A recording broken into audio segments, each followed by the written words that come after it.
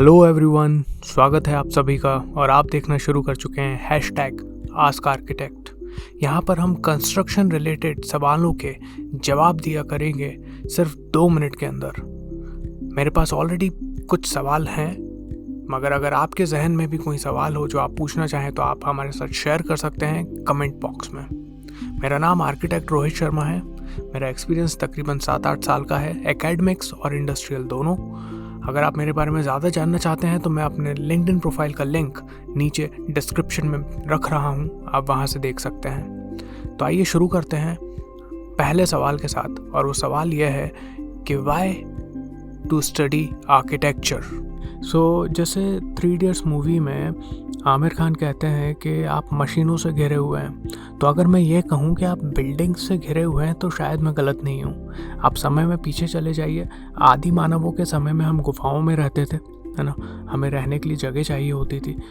थोड़ा मैथोलॉजी के हिसाब से थोड़ा आगे आएंगे तो पांडवों का घर विश्वकर्मा ने बनाया, महल, है ना, जहाँ से लॉजिकली वास्तुकला की शुरुआत मानी जाती है। आज के समय में देखें तो हम ये कॉन्क्रीट स्ट्रक्चर्स के अंदर हम लोग रहते हैं। ये बिल्डिंग्स 50 से 60 साल तक या 100 साल तक एग्जिस्ट करती हैं। बिल्डिंग्स के अंदर हम सिर्फ रहते ही नहीं, buildings as a tourist location भी देखी जाती हैं। जैसे स्टैचू ऑफ यूनिटी है रिसेंटली, अगर आप एक एग्जांपल देखना चाहें तो ताजमहल है। ये सब बिल्डिंग्स हैं, आप घूमने जाते हैं, ठीक है।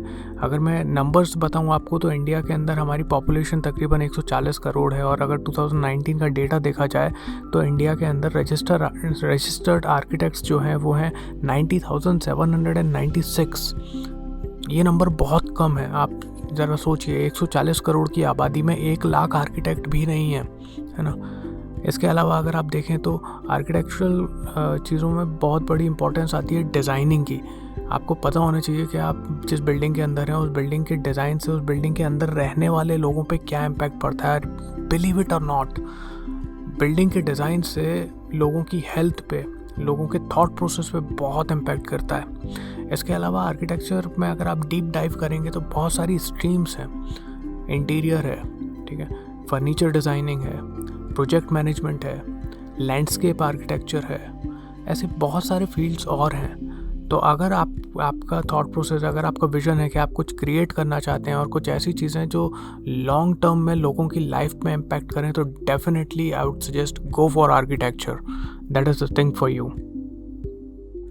दोस्तों, अगर आपको हमारा वीडियो अच्छा लगा तो इसे अपने दोस्तों के साथ शेयर कीजिए, और अगर आपके जहन में कोई सवाल है तो उसे हमारे साथ शेयर कीजिए, बिकॉज नॉलेज इज़ पावर।